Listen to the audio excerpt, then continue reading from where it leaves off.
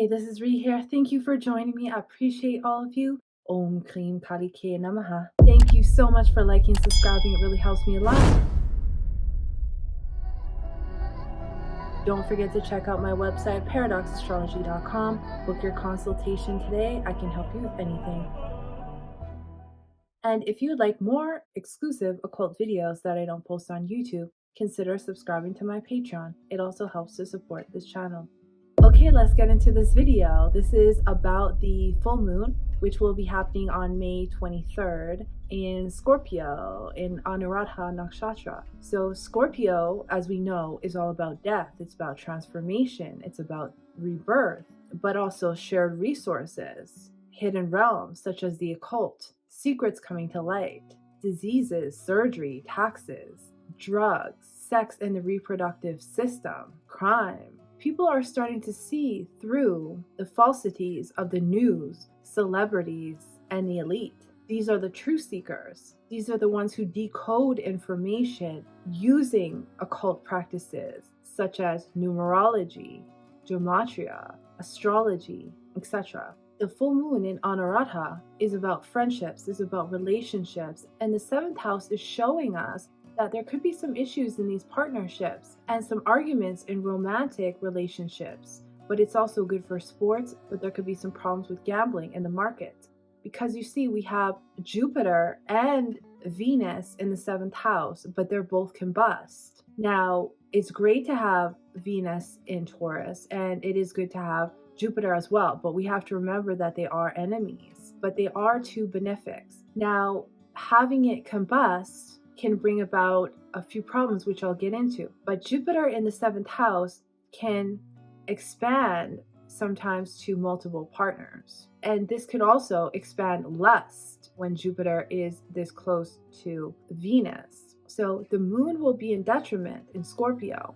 Our emotions are being held inside and not being shared with others, as we may feel insecure, a sense of jealousy, a sense of wanting to seek revenge or regret. This can involve partners in any aspect. They may seem more prideful, self-focused, rather than on the relationship, which can make us feel more withdrawn inwards. This can be due to conflicts and adramatic qualities. Some may feel that their luck has run out, as this is also the ninth house lord. The malefics have all the power right now. And with this combustion, it's as if the demons have more power, and that could be externally or internally. This is the issue of Maya.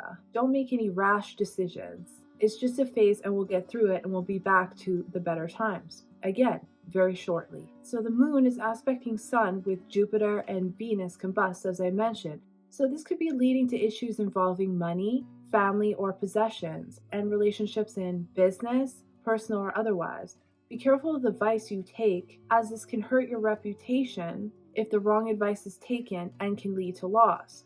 Jupiter is finance and wealth. Venus is money and the luxuries that we enjoy in life. With these both combust and Mars in the fifth house conjunct enemy Rahu, we can see a potential drop in the market or a great spike and then a drop. This won't last long, though come July, it will be back up again, hitting new heights. Anuradha translates into another Radha or after Radha. Its alternative meaning is subsequent success. The symbol is the staff, which is carried by sages, which denotes power and protection. The staff is only used for self-defense as opposed to offensive purposes. This is the universal force that is more powerful than any physical weapon and is accompanied by divine knowledge. Rahu and Mars will be making a very close conjunction in Pisces in the fifth house. This can symbolize an attack of some kind that needs to be countered by defensive means.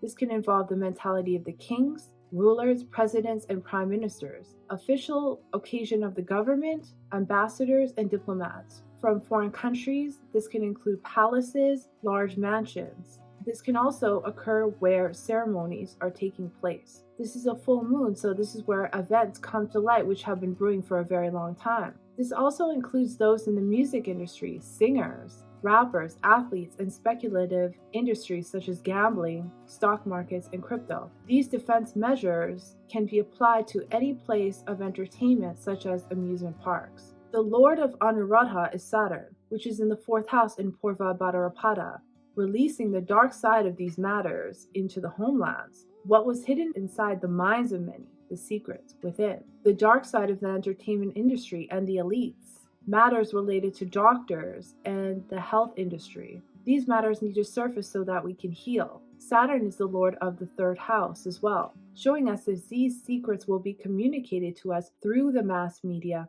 and can also involve sexual affairs or undertones. Accidents can occur to transport, especially on water. These can also include technological errors.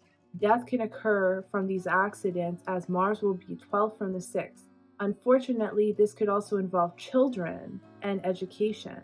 A lotus is another symbol for this nakshatra, which is purity, auspiciousness, knowledge, and enlightenment, moksha. Many goddesses and gods are visually depicted on top of the lotus for this reason. This is the ability to achieve enlightenment, regardless of our surroundings. This is the flower that grows from the mud in the shallow waters. With Mars and Rahu conjunction in the 5th house, this enlightenment can come through spiritual practice, especially mantra practice. This comes with past life karma. Rahu's highest aspect takes us beyond the physical realm, past the mundane, past the illusions of the mind to see the truth, especially in Pisces in Revati, the gateway between the earth plane and the astral realm. Triumphant gateway adorned with leaves is another symbol that expresses victory, but that victory will not come without a fight and may not be what we thought it would be. Anuradha deity's name is Mitra, which translates into friend. This has a lot to do with friendships, but the ascendant lord is conjunct enemy Rahu, showing a friendship can become an enemy or turn aggressive. A fight can occur based on hidden information that comes to light. Something unexpected happens. This can also be enemies coming together for a shared goal. Anuradha never works alone. This being in the 5th house can also be a romantic partner. Saraswati is a goddess associated with this nakshatra. This brings in learning, music, and knowledge. They come together in the 5th house, and this gives us a sudden courage to explore deeper meanings of the occult, increased awakenings in spirituality, contact with other beings from the astral realm. You can suddenly want to finish art that you were working on previously and now take action upon it. This moon will be happening in the 2nd pada, which is all about continuous learning, group work, working with others, and being organized. This is where we share the deeper meanings of the occult and the mysteries of the universe to understand them. This includes numbers, calculation, and classifications, but it promises fulfillment of your goals. So whatever your goals you have, use this energy as courage so that you can fulfill them. Now, the professions that this includes are hypnotists, psychic mediums, occultists, astrologers, spies, things like night watchmen or people that work at night, photographers in cinema, musicians, artists, managers, promoters, counselors, psychologists and scientists, numerologists, those who do gematria, statisticians, mathematicians, anyone working with numbers in any regard, explorers, miners, factories,